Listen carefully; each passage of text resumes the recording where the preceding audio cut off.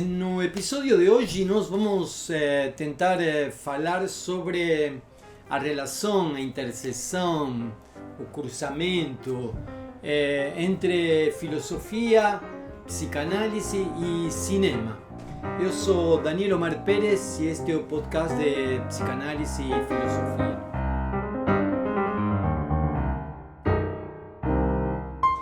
Para poder falar sobre cinema, cruzando com filosofia, na interseção da psicanálise, hoje nós temos como convidada a Natacha Muriel. Natacha é professora, é artista e trabalha há muitos anos com música, com cinema, com psicanálise, com filosofia. Bom dia, boa tarde, boa noite, Natacha. Tudo bem? Tudo bem, boa tarde. Muito grata pelo convite para esse momento de conversa, Daniel. Eu gostaria de saber, Natacha, como é que você faz seu trabalho na interseção dessas áreas que a princípio parecem tão diversas, não?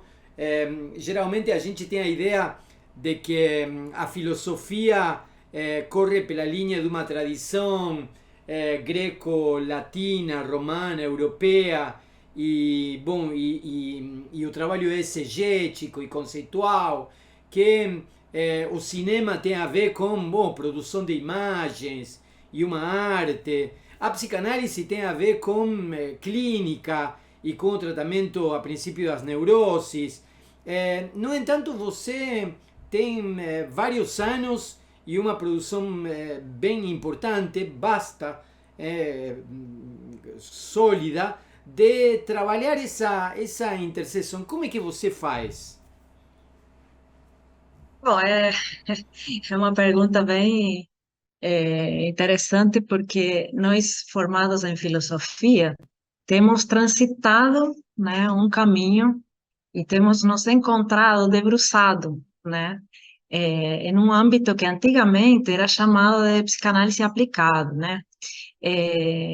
Por quê? Porque aparentemente, né, nos momentos em que se tentou transmitir a obra de Freud para outros campos, né, se expôs como uma psicanálise aplicada, como um campo que teria aplicações em um por fora, como se fosse um lugar externo ao próprio campo da psicanálise.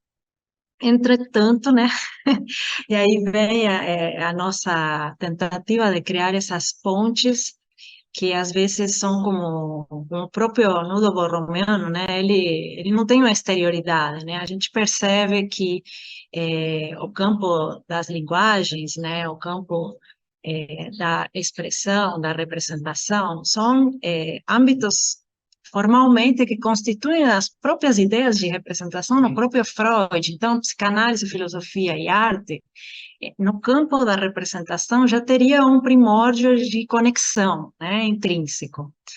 A partir daí, se situa um problema muito mais complexo, né, que é o problema das artes contemporâneas, que já é um problema que vai para além do pensado, né, pelo Kant, pelo próprio Freud e pelos grandes estetas do século XIX, né, e começo do século XX. Por quê? Porque a gente se confronta com um campo de representação que está, digamos, dentro do que a gente na estética e no audiovisual chama o espaço da reprodutibilidade técnica.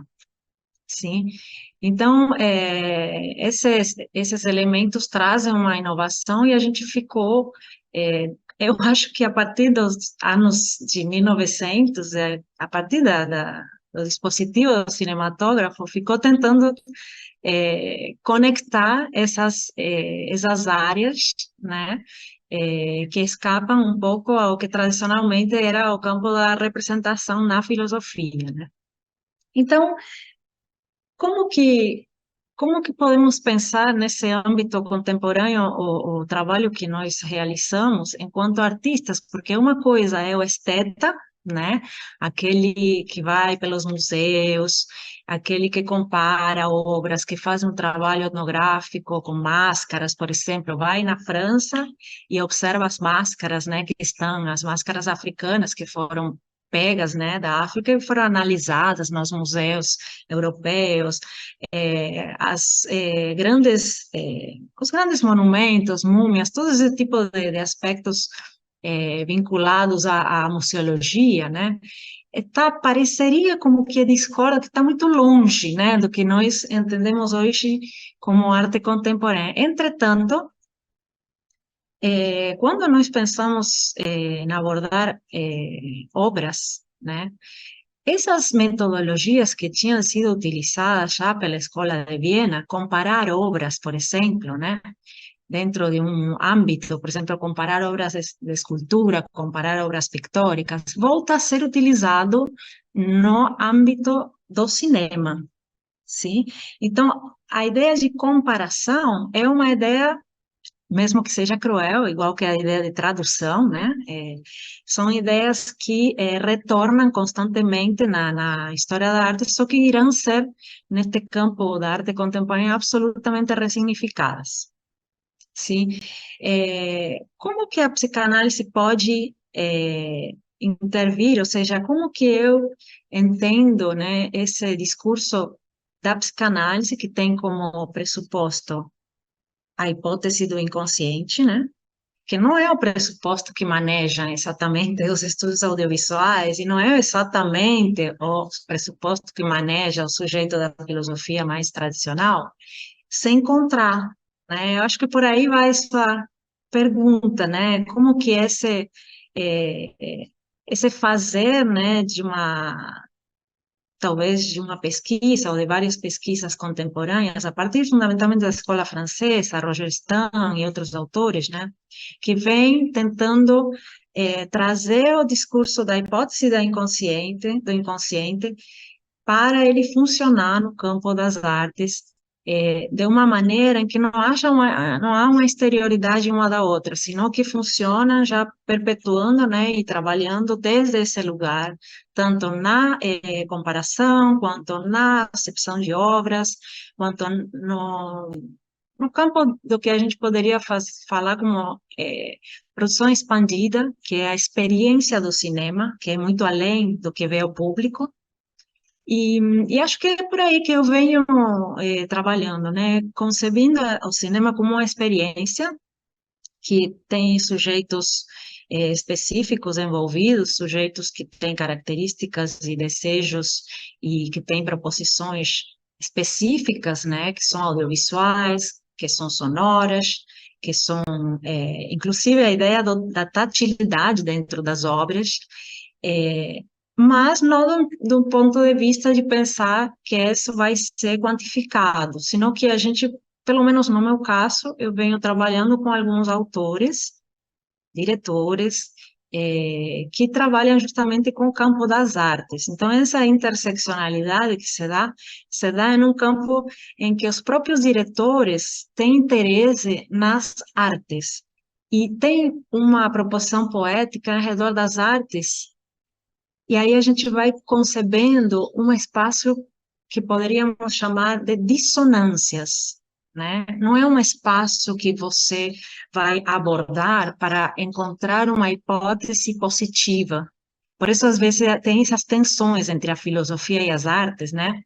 Quando a gente busca uma hipótese de trabalho inicial, por exemplo, para uma pesquisa de mestrado, doutorado, pós-doc, sobre cinema, ou dentro desse campo da experiência do audiovisual, que a gente chama uma experiência expandida, né? A gente poderia até que entrar nessa ideia um pouco de, sim, para cumprir com a academia eu tenho uma hipótese, sim? Mas o que acontece é que emergem, e mais quando a gente trabalha com sujeitos, né, que estão produzindo arte, que estão trabalhando com sua própria obra ou que estão desenvolvendo processos expandidos, a gente encontra uma dissonância. E a gente tem que tentar trazer para dentro da nossa pesquisa essa dissonância, não deixar para fora. Temos que Tem um tentar. exemplo disso? Como é que a gente poderia entender isso do lado Pois de é, fora, digamos, sim, dessa... É, como talvez, não sei se é comum fazer na filosofia, mas nas artes a gente cria um protocolo que chama de metodologia, mas é criado pelo performer, pelos artistas envolvidos nessa obra, que pode ser um mestrado, pode ser um doutorado, mas a gente vê como obra, né? Então, no campo, por exemplo, do cinema, eu já tive essa passagem, fiz essa passagem, inclusive, se você puder compartilhar, eu vou, ou se possível de compartilhar umas imagens, eu poderia mostrar um trabalho que eu fiz com um cineasta argentino, que é exilado no Brasil, em São Paulo, e eu estou trabalhando essa ideia, né, do cineasta entre o exílio e a performance, né, que seria o campo do coletivo, da verdade histórica, que é o exílio a partir da ditadura na Argentina, é, a saída do país, a estância no Brasil, né, e como esse cineasta, num campo expandido de compreensão, né, que é um sujeito ao qual eu entrevistei, então eu não estou assim fazendo uma análise sozinha, senão que a gente está encontrando lugares aí de fala, está produzindo espaços para esse lugar de fala com ele, né? Então, o campo do exílio seria o campo da verdade histórica e coletiva, e o campo da performance seria o lugar do olhar, olhar no sentido da pulsão escópica, né? Então, a gente, nessa ponte, a gente se encontra com as dissonâncias que eu falei que a gente não pode deixar por fora. Eu vou compartilhar só. Pode falar, Daniel, diga. Não, não, sim, sim, entendi. Se podia compartilhar para poder ver que. O diretor que eu estou estudando, né, é o Maurício Beru, né, formado em artes na Argentina. Ele teve que sair para o exílio, foi avistado, né, ele saiu fugindo pelos tetos lá para fugir ser pego pelas forças da ditadura cívico-militar em 76, e ele se radicou finalmente em São Paulo, né? E aí a gente trabalhou um pouco essa questão das séries que ele realizou. Ele realizou durante toda a sua vida como se fosse um autor romântico, como um programa né, de fazer eh, toda a sua obra desenvolvendo uma mesma ideia, né, que é um pouco uma ideia muito romântica, né? Ele se dedicou toda a sua vida ao tango, à canção, à música, à poesia do tango. Então, a gente já tinha visto que o cinema argentino tinha sido para ele uma grande influência, né? Então, a gente está colocando, eu coloquei esse slide assim, bem de longe, para vocês verem como que é uma análise fílmico tradicional.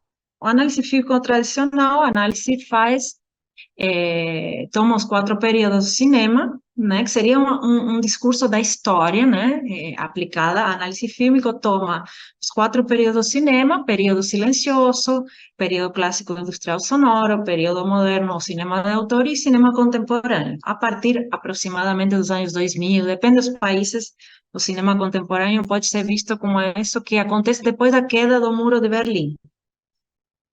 Apar- é, digamos, em alguns países um pouco mais, mais para frente, na Argentina, 2001, né? Bom, então, essa é a análise tradicional do cinema. A gente vê os modelos de representação em cada período histórico, analisa as suas relações, né?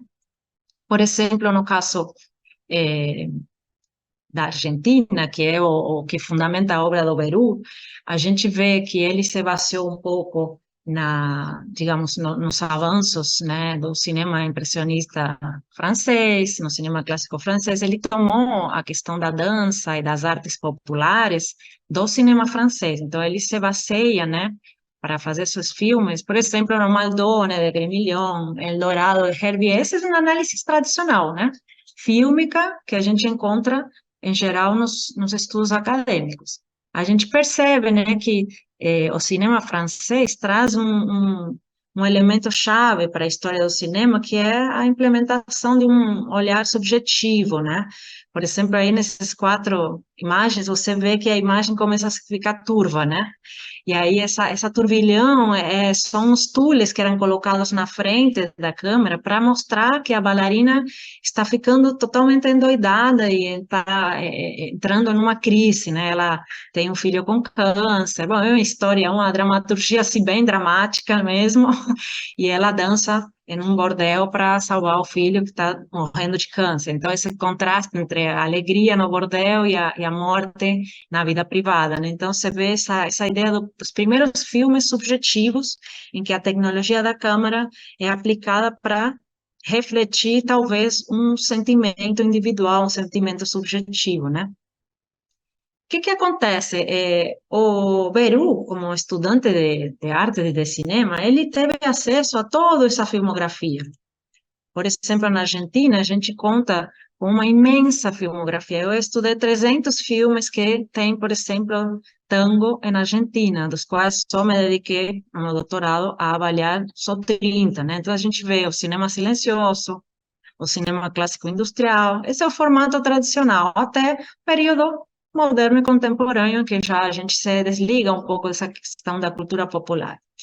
E aí eu fui falar com o Veru, e aí entra um pouco isso que você me perguntava sobre como a gente pode transitar pela psicanálise, pela filosofia, pelo cinema, desde uma perspectiva que às vezes é complexa, digamos, conflitua, né, essas áreas, mas que eu digo que a gente precisa introjetar essa dissonância, né, que se produz. Então, eu fui falar com o Beru, falei, eu quero ver sua obra, ele falou, não, né, porque minha obra, para ver minha obra tem que pagar, tem que, uma entidade tem que valorizar minha obra, eu quero fazer uma mostra, e, no, por exemplo, né, no Memorial da América Latina, eu fiz uma vez, aí, papapá, mas aí ele foi, né? Eu falei, bom, vou fazer. Aí eu fui aplicando essa ideia de que eu ia fazer perguntas para ele, e quando eu conseguisse ver a obra dele, eu poderia reutilizar essas respostas. Então, eu estou trabalhando assim, com essa ideia assim, ó. Ele é um grande cineasta, toda a sua vida fez obras dedicadas ao tango, que agora eu vou mostrar quais são. Então, eu vou perguntar para ele as coisas, como se eu tivesse visto a obra, né? Então, aí já estamos diante de uma carência, né? Que a gente assume, ele põe um limite enquanto diretor, e eu perguntei para ele de onde ele era, porque eu queria saber sobre a questão do exílio, queria saber de onde ele tinha, como ele tinha começado a fazer cinema, por que tinha se dedicado ao tango, basicamente, né? Então, para depois poder analisar a obra. Ele me conta que ele é de uma família de ucranianos, né, que chegou à Argentina, né, e aí eu fui pesquisar essa família de ucranianos, são umas notas biográficas apenas.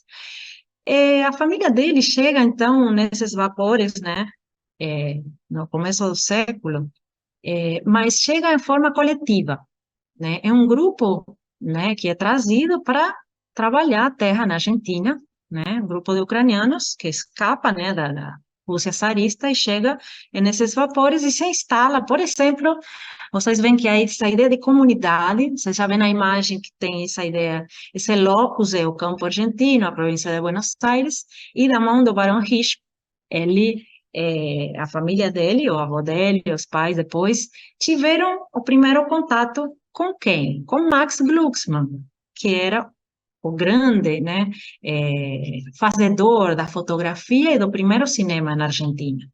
Então, ele tem o contato com o cinema a partir de um pioneiro, vamos chamar, a gente já na análise fílmica da Argentina, a gente chama de pioneiro. Max Glucksmann foi o grande pioneiro que fez os primeiros filmes e levou o equipamento para a Argentina. Então, quando eu pergunto para ele, mas qual que por que você começou a estudar o tango, fazer o tango? Bom, ele se enrola muito, ele não consegue falar, mas ele me diz a seguinte afirmação: nos anos de 1940 se produz um milagre. Ele não vai falar de cinema, né? Quando o tango se torna uma dança incrivelmente popular e os famosos do cinema começam a prestigiar os teatros, salões de bailes. Então, eu percebo aí que ele queria falar sobre essa esse milagre como um milagre coletivo, não é uma coisa que acontece com ele ou com a comunidade judaica, não, para ele é um milagre que aconteceu e o que levou a ele a fazer esse cinema é encontrar nesse espaço coletivo na Argentina um processo de aliança, um processo de identificação das pessoas de aliança, é, em prol de algo que ele considera que é o nascimento do popular. Antes disso, para ele não existia o popular. Antes disso, eram os migrantes, era uma espécie de tensões em luta na Argentina por detentar espaços política e de poder, né? Então, ele começa essa grande odisseia, né, veruniana, que é se dedicar com sua câmera a tratar o tema do tango. Ele trabalha com os grandes bandoneonistas em 67, trabalha com Piazzolla, trabalha com, bom, com Chico Buarque quando vem aqui ao Brasil, que é um momento pós-exílio, ele já está instalado aqui, ganha prêmios por esse artigo, né, por esse roteiro e por esse filme, né? E se a gente for fazer uma análise tradicional, a gente apresenta assim. Aí a gente tem um momento pré-exílio, sim, a gente tem um momento em que ele se exilia no Brasil, a gente tem Os Certas Palavras, que é um trabalho que ele faz dedicado à cultura brasileira, com Chico Buarque, que ganha seu prêmio aqui. E aí, com o retorno da democracia, a gente vê que o Peru, dentro desta série, porque eu não deixo de analisar a obra como uma série, né? Não tomo a obra, o próprio trabalho de filmográfico que eu estudo sobre tango dança, eu coloco ele dentro de uma série, né? Que seria esse aqui, Vamos Tango Todavia.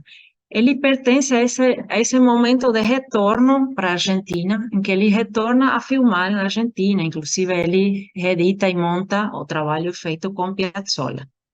Sim, então esse seria o percurso que me permite, né, a ideia de série, serialidade, a ideia de uma espécie de cena histórica em que o Beru é um sujeito da minha pesquisa, me permite já entrar no campo da psicanálise, porque ele vai trazer, né, sua fala, seu depoimento acerca de sua obra, mas eu tenho que contemplar esse discurso, essa fala, dentro de um campo de sentido, que é esse campo histórico, pré e pós-ditadura. Eu não posso isolar ele e achar que ele fez um filme sobre dança, meramente, né? Então, aí a gente já dá um primeiro passo, né? E aqui eu mostro que eu estava olhando, quando ele falava, né? Eu estava olhando, aqui está girado, né? Essa série que ele tinha escondida aí na biblioteca dele. Falei, ah, posso pegar? Não. Então, eu estava assim, era como uma criança, né? Que ele, eu sentia isso nesse momento, que achei fantástico ele cuidar sua obra. Falei, não, porque eu tenho, assim, uma queda, assim, pelas questões de tango, dança. E aí ele comentou várias questões sobre esse filme, mas como alinhavar esse discurso análise fílmico com a análise que a gente faz do discurso, né?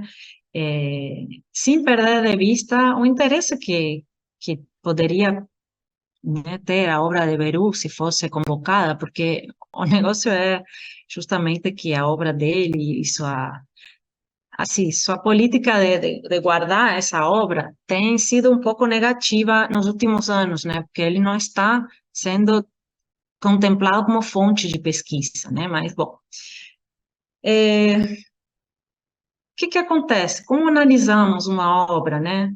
Considerando filosofia, que é a filosofia da imagem, considerando a ideia do olhar, né? Seria para, em espanhol, a mirada, né? E a questão específica da análise fílmica, que tem toda uma trajetória. Então, a gente tem essas três partes nesse filme que é bem interessante, porque ele segue um pouco a história do cinema. Na primeira parte, busca um discurso de saber, né, como em um documentário tradicional, através da imagem do Ernesto Sábato e do depoimento do Sábato. Depois ele faz um trabalho em campo, né, mais parecido o documentário social latino-americano, persegue os artistas que dançam e tocam, trabalhos on stage, off stage, trabalhos de transmissão, mostra o dispositivo, mostra que o tango é criado, que não tem nada de no DNA, sino que tem um trabalho, né, com a dança, né, uma, todo um processo, né, de transformar aquilo que é uma milonga naquilo que é espetáculo. Bom, e na última parte, que é o que mais me interessa, traz a emergência, justamente esse lugar da emergência. O próprio filme, né, a estrutura tripartita, traz essa emergência desse desejo do próprio diretor que se mantém, né, nesse lugar de observação, de olhar, né, do tango, sim? É um momento específico, né, que é interessante dentro do próprio filme, e ele corrobora isso na entrevista que eu fiz com ele. Ele fala, eu conheço a todos, eu fiz tudo pelo tango. Eu fiz muito, muito mesmo. Eu filmei em Cuba, filmei no Brasil, filmei, persegui muitos artistas que não queriam falar comigo, perdi muitos dias de trabalho registrando ensaios. Bom, e aí não há muito que dizer, porque realmente a obra dele é vasta, né? Tem o tango e a mulher, o tango e a literatura, o tango em Cuba, o tango e os duos, o tango e os trios, os bandoneões, a dança. Bom, ele tem assim um leque fantástico, né? E aí ele encontra nesse documentário um lugar de reconhecimento. E o reconhecimento não vem de parte dos músicos, não vem de parte dos literatos, não vem de parte dos que detentam os saberes sobre o tango. O reconhecimento para o Maurício Beru vem de um lugar e de sujeitos que são invisibilizados dentro da história do tango, que são os bailarinos. Aí, Beru fala para eles, digam alguma coisa, que estamos terminando esse documentário, e eles falam, nós queremos agradecer a você tudo o que você faz pelo tango. Os bailarinos reconhecem o trabalho do cineasta, trazem, colocam, apesar da dor, que significa voltar para a Argentina sem ser convocado, sem ajuda de custo, sem nada, o Peru volta e filma depois do retorno da democracia, continua filmando. E ele nunca recebe do governo, nem do Brasil, nem da Argentina, nem dos espaços culturais, nem dos músicos, nem dos letristas, nem dos compositores, nem das universidades, nenhum reconhecimento. E o reconhecimento é recebido por parte do Miguel Ángel Soto e Milena Ples, que são dançarinos, e Antônio Todaro, que participa do filme, dançarinos que entram em um discurso de performance com ele, em um espaço de experiência cinematográfica expandida. E esse espaço é um espaço coletivo de cocriação. Então, dentro do que eu pude até agora visualizar, né, o Beru passa de observar os espaços, né, do tango em Buenos Aires, a transmissão do tango, a criação de novas poéticas através do tango, e finaliza, né, junto com Plebs e com Soto, criando um momento de performance, mas o que eu entendo que reúne uma filosofia de imagem, uma nova sinestesia que se produz, né, entre eles, é justamente essa busca de um reconhecimento social que não existe ainda, mas que neste campo um pouco mais expandido do audiovisual, se dá como um outro milagre, digamos, porque ele, apesar de ter dedicado 40 anos da vida dele ao tango, em suas variadas acepções, ninguém falou para ele o seu trabalho tem valor. Então, eu queria apenas compartilhar isso com vocês e mostrar esse caminho, porque não é tão simples como você, Daniel, já está imaginando aí, imagina já. Esse campo é um campo um pouco de arenas movedizas, né? Porque, como eu falei no começo, você acha que você tem uma hipótese de trabalho, mas quando o próprio sujeito da pesquisa fala não, para você. Então, se você está fazendo, por exemplo, um estudante está fazendo um mestrado, doutorado, ele para de fazer o mestrado, doutorado. Então, como que é, né? Como que esse não vem a ser ressignificado? Aí a gente opera desde o discurso da psicanálise como um ativador, né, de um processo eventualmente muito mais pleno, porque é o lugar, né, esse limite, né, esse não, esse limite é o lugar onde a gente vai operar nosso trabalho de ponte, né, essa ponte entre a filosofia, imagem e audiovisual, né? Eu não sei, diga. Você trabalhou esse autor, mas você disse que investigou, trabalhou 3.000 filmes de 300 filmes 300 filmes acessíveis só publicamente, sobre né? tango. 300 filmes só Isso. sobre tango.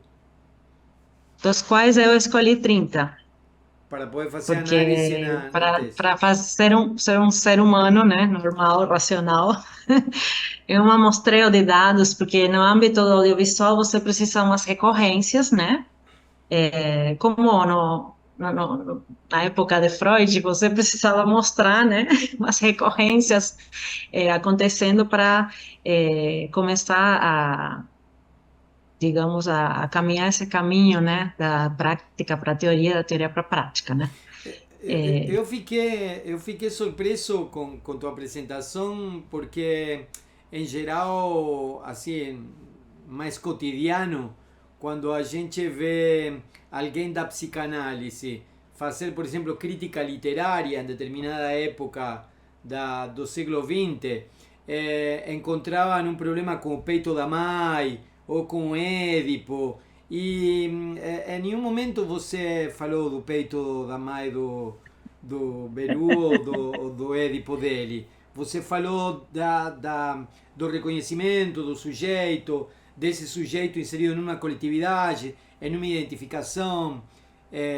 São outras noções as que você mobilizou nisso. Isso tem a ver com o modo em que você vê a psicanálise. Por que você mobilizou essas noções? sim, no âmbito da minha produção, que eventualmente eu preciso ter como ouvinte um grupo de filósofos e eventualmente eu tenho como ouvinte um grupo de cineastas, imagina que não é tão comum, não todas as pessoas dominam a ideia desse campo da mirada, da ideia de tocar com o olhar, são conceitos que na psicanálise se dominam e se trabalham constantemente, a ideia do corpo, da própria percepção, porque na dança tem muito isso, né? A concepção de filmar a dança é diferente para quem dança, para quem não dança, né? Apesar de que não é uma coisa mecânica, né? A transmissão não é transmissão de experiência mecânica, é uma questão justamente dessas percepções afetivas, né? Que passam pelo corpo, né? E aí, quando o público no sentido amplo, não? Quando as pessoas que estão trabalhando com a gente são da filosofia, elas esperam que a gente tenha uma hipótese, segundo afirma Rancière, segundo afirma Foucault, segundo afirma, não sei, quem mais? Tem tantos, né, que falam sobre o quadro, a imagem. E aí, o que acontece? A psicanálise nos confronta com o campo, né, do subjetivo. Não buscamos o universal quando a gente fala nesse discurso da psicanálise em pesquisa. Talvez alguns elementos vão se tornar universais, que vão formar parte de lógicas, né, lógicas, mas aqui com obras de arte específicas, a minha política tem sido justamente, se emergem elementos universais, eu me preocupar mais com as dissonâncias subjetivas. Pode que emerjam elementos, é claro, o abraço de tango, o abraço da mãe, a falta, a questão do olhar, do gozo, de voltar para a Argentina, que é o lugar onde ele teve que ir embora, esse lado, é um espaço do gozo, é um limite, né? Tem pouco prazer e mais gozo, e aí há um campo de pesquisa também. Mas eu não, a minha tendência não é nem colocar palavras na boca do pesquisado, do sujeito da pesquisa, nem buscar universais. E isso incomoda um pouquinho os pesquisadores filósofos que têm a tendência a querer encontrar uma verdade última. É, porque, bom, é claro que ainda na filosofia temos muitos campos de saberes que buscam a verdade, mas no documentário a gente antigamente se confrontava com um ideal de verdade, que hoje o documentário é mais pensado como um espaço da construção dessas crenças, né? A gente tem uma verdade subjetiva que é colocada a funcionar nesse documentário. Tanto o diretor quanto os sujeitos do documentário, eles colocam a funcionar suas verdades subjetivas, né? Então, eu não tenho assim procurado dizer para todas as filmografias argentinas realizadas porque seria um pouco o discurso da filosofia, né? Por esse lado, a gente vai ter X, Y. Não, eu queria tentar poupar as pessoas de querer encontrar esse para todo X, todo Y. Como esse sujeito que se dispõe a uma entrevista, ele poderia falar, não, cara, eu já fiz minha obra, você vira, analisa e publica. Mas a pessoa fala comigo, apesar de dizer não, a pessoa se dispõe, né? Ela quer me receber, ela quer me falar dos pais, ela quer me falar da dor que era ser um tangueiro e viver em uma casa cheia de baratas, nos anos 50, 40, na Argentina, depois da Revolução, né, em 55, quando o Perón digamos, afastado do governo, o que passa com todos esses grandes tangueiros que são sequestrados, torturados? Ele quer falar de tudo isso. Então, por que eu vou buscar um universal? É tão singular o campo de fala que ele me coloca que eu não estaria tomando em conta o discurso da psicanálise se eu quisesse fazer uma norma, uma regra para aplicar a todos os cineastas de Chile e todos os países latino-americanos que voltam depois da ditadura, Ou seja, que né? então os elementos da psicanálise te ajudam de algum modo a ir ao ponto de singularidade da obra e não a generalização ou a padronização ou ao enunciado de regularização de determinado segmento social. Sí, pelo menos neste momento eu tenho adotado essa política. É uma política, eh, tem, tem, claro, muitas linhas de trabalho atualmente que vinculam a arte contemporânea como a arte positiva, né? Um processo de mostração constante. Eu vou trabalhando justamente aquilo que é oculto, né? Aquilo que está errado. Eu já tenho detectado informações dentro dos documentários que os próprios entrevistados do Peru dão para Peru e que estão errados. Né? Tenho cotejado com historiadores argentinos informações. Então, você vê que o desejo de Peru está por cima, né, dessas informações, digamos, aquelas picuinhas de se o Gardel cantou primeiro em Chile ou depois no Brasil, sabe, aquela coisa, né, É, eu queria informar, e às vezes eu me digo a mim mesma, o tango é apenas uma excusa, né? A gente está pensando em linguagem, a gente está pensando em olhar, no corpo. Poderia ser dança egípcia, entende? Por quê? Porque seria a cor da subjetividade desses transmissores da cultura egípcia. Não é uma questão de que porque eu sou argentina, eu vou entender mais o Peru que outro pesquisador brasileiro, nada por esse caminho me chama, né? Eu penso que, às vezes, pessoas que nada a ver com esses processos que nós vivemos enquanto Argentina, você também, argentino, às vezes isso atrapalha, na verdade, na leitura. Mas, assim, dentro do pouco que eu consegui trabalhar com Beru, é, acredito que fica muito expresso na obra dele esse campo do desejo, de montar um corpus que seja um corpus visual, que possa trazer à tona elementos da mirada, que é justamente o que ele não consegue dominar, o campo que ele não consegue dominar. É, bom, é um pouco essas são a gente chama de protocolos de análise, vectores de análise, que a gente tem que, infelizmente, criar, que não são do discurso da história especificamente, não são de um discurso analítico que vai em busca da cura com o analisando, e não são especificamente da filosofia tradicional. Então, a gente está aqui, né, é numa espécie de, numa mureta, né, cai para um lado, cai para outro, e é um desafio que, que bom, às vezes traz bons resultados, e às vezes não tanto, mas é um pouco isso. Muchísimo obrigado por compartir tu trabalho, Nati. Muchísimo obrigado. Obrigada a você, sou eu grata por esse momento, por esse convite, e, bom, mando um grande abraço para toda a família, para todos aí. eh, Muito obrigado. Um abraço para vocês aí também. Obrigado. Terminamos por aqui.